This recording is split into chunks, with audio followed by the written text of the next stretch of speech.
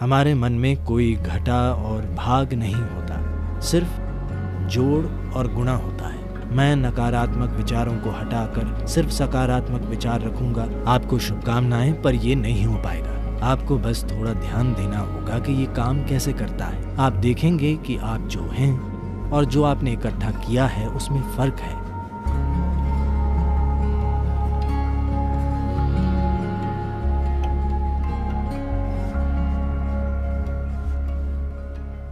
देखिए, जिस तरह ये सवाल पूछा गया है और जैसे इसका आम तौर पर उत्तर दिया जाता है, उससे लोग सोचते हैं कि नकारात्मक और सकारात्मक विचार जैसा कुछ होता है। वे नकारात्मक विचारों को हटाकर सिर्फ सकारात्मक विचार रखना चाहते हैं। ऐसे लोगों से मैं बस 10-15 सेकंड का एक प्रयोग करने को कहूँगा। वे ज़बरदस्ती अपने मन से एक विचार हटाएं, जैसे अगले 10 सेकंड तक बंदर के बारे में मत सोचिए। बंदर का विचार न करने की कोशिश करें। आप देखेंगे कि आप बंदरों से भरे हुए हैं। तो मैं कह रहा हूं कि यह आपके मन का स्वभाव है, क्योंकि इस मन में तीनों पेडल रेस बढ़ाने वाले हैं। ब्रेक या क्लच नहीं है। आप जो भी दबाएंगे ये और तेज भागेगा।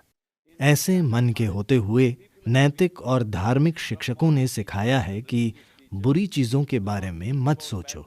तब से वे हमेशा यही करने लगे। आप मन को ऐसे बिल्कुल नहीं संभाल सकते। इसके लिए आत्मज्ञान जरूरी नहीं है। अगर आप 2 मिनट आंखें बंद करें तो आप जान जाएंगे कि आप इस मन के साथ कोई जबरदस्ती नहीं कर सकते।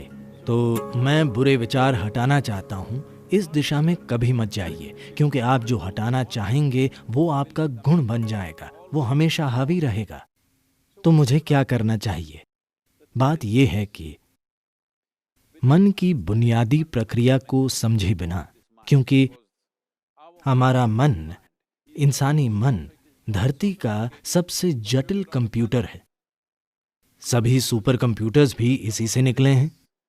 अब ऐसा है तो क्या ये जरूरी नहीं है कि हम इसके काम करने का तरीका समझें? अगर आप मुझसे पूछें तो इसका एक सरल पहलू ये है कि हमारे मन में कोई घटा और भाग नहीं होता, सिर्फ जोड़ और गुणा होता है। अगर आप इससे कुछ हटाना चाहेंगे तो ये कहेगा एक और। अगर आप बहुत जोर देंगे तो ये कई गुणा हो जाएगा। ऐसे मन में आप अच्छा और बुरा पहचान कर उन्हें हटाने की कोशिश मत कीजिए।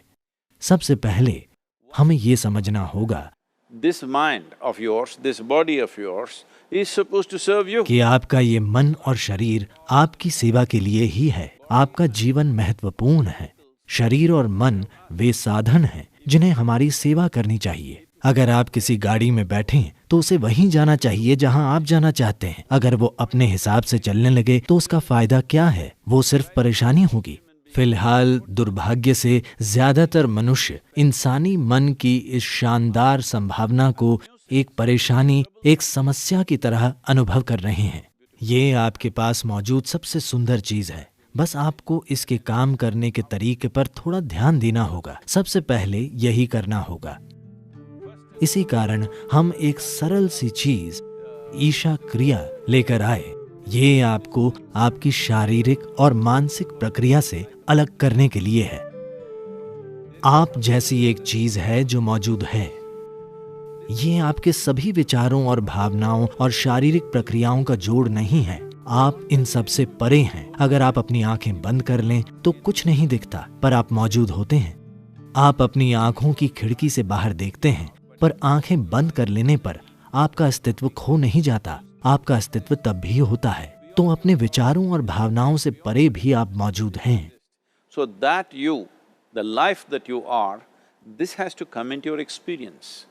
तो जो जीवन आप हैं उसका अनुभव करने की जरूरत है। ऐसा क्यों है कि अपने होने के सबसे महत्वपूर्ण पहलू को आप अपने अनुभव में नहीं आने दे रहे? फिलहाल हमारे जीवन का सबसे महत्वपूर्ण पहलू है कि आप और मैं इस समय जीवित हैं। बस यही है। मैं क्या सोच रहा हूँ, आप क्या सोच रहे हैं, ये महत्वपूर्ण नहीं है। हम इस समय जिंदा हैं, यही महत्वपूर्ण है। तो ये महत्वपूर्ण है कि आप अपने भीतर बुनियादी जीवंतता पर ध्यान केंद्रित करें। तब आप देखेंगे कि आप और आपकी विचार प्रक्रिया के बीच एक दूरी आ गई है। अपनी मानसिक प्रक्रिया और शारीरिक प्रक्रिया से दूरी बना लेना, यही कष्टों का अंत है। क्योंकि इंसान केवल 2 तरह के कष्टों से गुजरता है, शारीरिक कष्ट और मानसिक कष्ट। जब आप खुद के और मन के बीच, खुद के और शरीर के बीच थोड़ी दूरी बना लेते हैं तो ये दुखों का अंत है। इसे हर मनुष्य को जानना और समझना होगा, नहीं तो आप सोचते रहेंगे मैं बुरे विचार हटाकर सिर्फ अच्छे विचार रखूंगा, मेरी शुभकामनाएं, पर यह नहीं हो पाएगा। 100% ये काम नहीं करने वाला, क्योंकि कोई विचार हटा नहीं सकता, उन्हें कुछ समय तक टाला जा सकता है। तो जब बुरे विचार आते हैं, आप कहें राम राम, शिव शिव, जो भी आप कहें, पर ये सिर्फ उनसे बचना हुआ, वो चले नहीं जाते। जिस पल आप उन्हें रोकते हैं वे बड़ी ताकत से फिर आएंगे, वरना वे आपके सपनों में वापस आ जाएंगे। तो ये बहुत महत्वपूर्ण है। सबसे पहले आपको समझना होगा कि आपका गुस्सा, नाराजगी, आपका जो डर है, जो भी नकारात्मकता आप पैदा करते हैं, आमतौर पर नाराजगी और गुस्सा हमेशा किसी दूसरे की ओर होते हैं।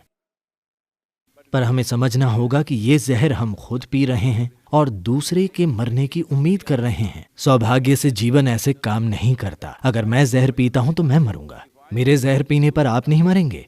तो हमें यह समझना होगा, जहर से मेरा मतलब है आज आप इसकी जांच करा सकते हैं, फिलहाल आपका खून कैसा है। फिर 5 मिनट तेज गुस्सा करें और अपने खून की जांच कराएं, उसमें कई नकारात्मक तत्व होंगे। आप वाकई खुद को जहर दे रहे हैं। तो क्या आप जहर पीना चाहते हैं? बिल्कुल नहीं। अब मैं क्या करूं? ये सवाल एक तरह की मजबूरी से आ रहा है। कुछ मत कीजिए, बस आराम से बैठिए और बस जीवन प्रक्रिया पर ध्यान दीजिए। शायद आपके दिल की धड़कन या आपकी सांस, शायद जीवित होने की अनुभूति, आप कितने संवेदनशील या बोध पाने की काबिलियत रखते हैं, उसी के हिसाब से कुछ चीजें, शरीर की कोई संवेदना, आपकी सांसें, दिल की धड़कन या कुछ ऐसा लें जो आपको जीवन का संकेत देता हो। बस उस पर कुछ समय तक ध्यान दीजिए। धीरे धीरे आप देखेंगे कि आप और आपने जो इकट्ठा किया है उनमें एक दूरी आ गई है। इकट्ठा की गई चीजें हैं आपकी शारीरिक प्रक्रिया और मानसिक संभावना या फिर मानसिक अस्त व्यवस्था।